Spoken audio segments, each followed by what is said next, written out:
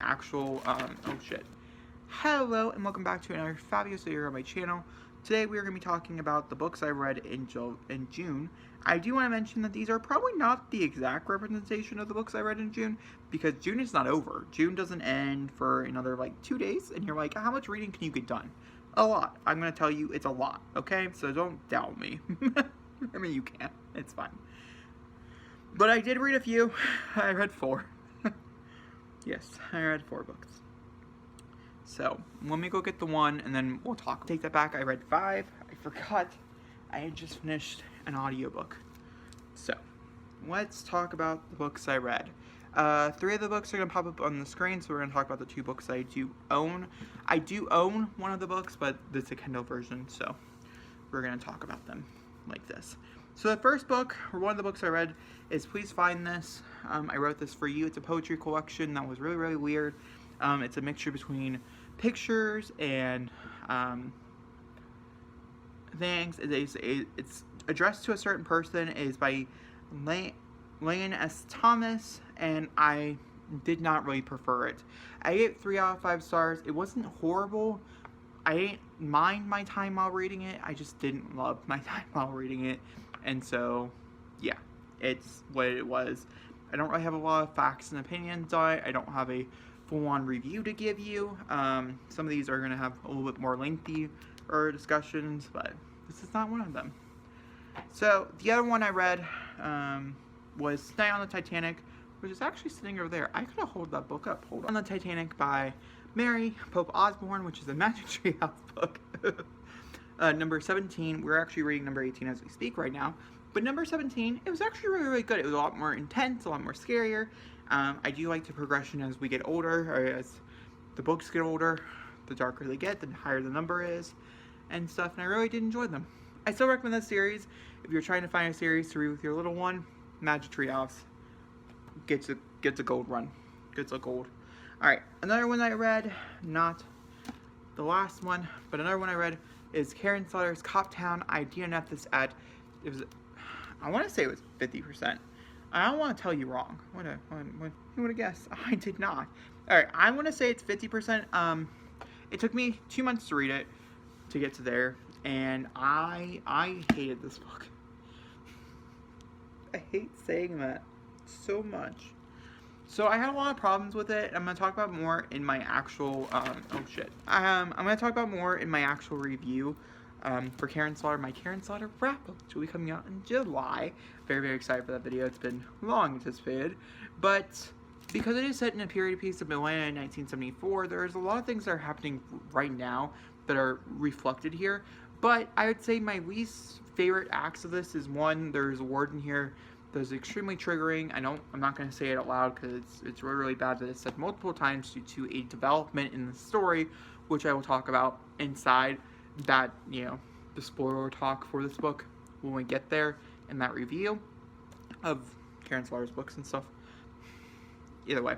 And so, also, the portrayal of black characters is, I think, very racist. One could say, I had a hard time here saying, oh, we're going to put it with, it was in Atlanta. It's 1974 in Atlanta, this is how they are, this is how they're depicted, but honestly, it was just wrong. I don't know if it was the narrator problem or not. I just had a lot of problems with the misogynistic parts of it and things like that.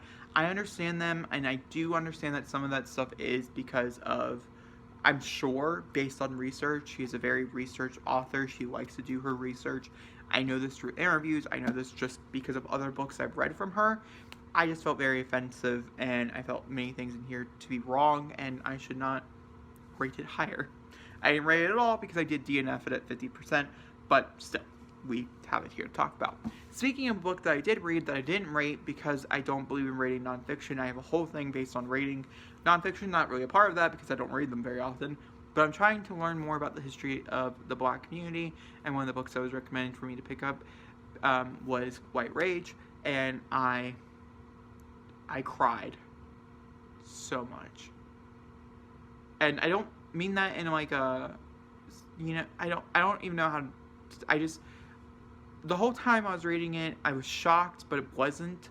I I learned a lot. For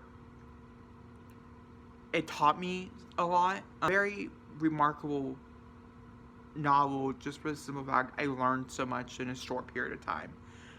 It was a 3-hour listen for me. It's a 6-hour audiobook, and I just sat there and I took it all in, and it was a amazing time. It wasn't amazing. It was very, I don't know, very learning, very thought provoking, very like, this is a book that you don't discuss, but it's a book that you cherish because you learned a lot from it. And I personally, I definitely feel like I learned a lot from White Rage. I'm very excited to pick up White Fragility, which is the next one. There's a few others that I've screenshotted that I do plan on picking up that are nonfiction for the Black community for me to learn more. I want to learn more history about something that is never taught, something that should be taught. There's so many things that are so wrong in this world that I need to know about. And I live my life a lot from news-free, from everything going on in the world, because I like to try to stay positive as possible for multiple different reasons that don't really matter. And it's time to change that. It's time to learn about, and in order to learn about the history that's going on right now, you need to take a step back and go back to the history that was going on then, because a lot of this is in the same place. A lot of this is about the same reasons for different, for just updated for us. And so I think I learned a lot about the history here. I highly recommend. Highly recommend. So yeah. Then let's jump into a book that I feel very passionate about, and that is the Anti-Virginity Pact. Now, I'm not going to talk very long about this book. One, because there's a lot of videos that's going to be popping up in over the next 6 months. The Anti-Virginity Pact by Katie Weismer is by far one of my favorite books I read this year. It's going to be in my top 10 list. It might be my number 1 book I read this year. So far it is my number 1 book I read this year. It's beautiful, it's great, it's amazing. It follows a girl who's growing up in a family of religion who is an atheist, and her parents do not agree. They don't know she's an atheist, but they would not agree. They did know. Her and her friends sign this pact called the Anti-Virginity Pact to do the high school thing, which is lose your virginity before you go to college. It ends up getting leaked out, but only her name on it, and so forth. Things happen. This is a book that is a very slow burn novel. It is a book that takes 50% of its time to get to the actual movement, but it's needed. It's necessary. These characters are worth it. Meredith is one of my favorite characters I've read from in a very long time. I'll talk more about it in the mid-year freakout tag, which I am doing just in July, so don't worry about it. And I just love this book so much. This was a 5 out of 5, flopping stars. And I did critique it. I did have some problems with it. I thought there was 2 moments in it towards the end, which I do talk about in my spoiler review, where I felt like it was convenient for convenience, and I felt like there should be some issues, there should be some things there, and I personally would love to see a spoiler talk about it from the author, Kay Weismer, on her YouTube channel, kind of talking about that novel maybe a year after its release. Give it a lot of people some time. I think everybody should pick it up. I do want to mention, do stay caution to those trigger warnings, and also religion. It's a big part of it, and if you have any problems with it, or if you feel very strongly about anything about it, just know that it's a big part. But oh my fucking god, it's beautiful. I fucking love it so much. Okay, if you guys enjoyed this video, which I talked about 4 books for 10 minutes, what is that life? Who knows? 5 books, and I'll talk to you guys soon for another beautiful, lovely video. Thank you for watching, and goodbye.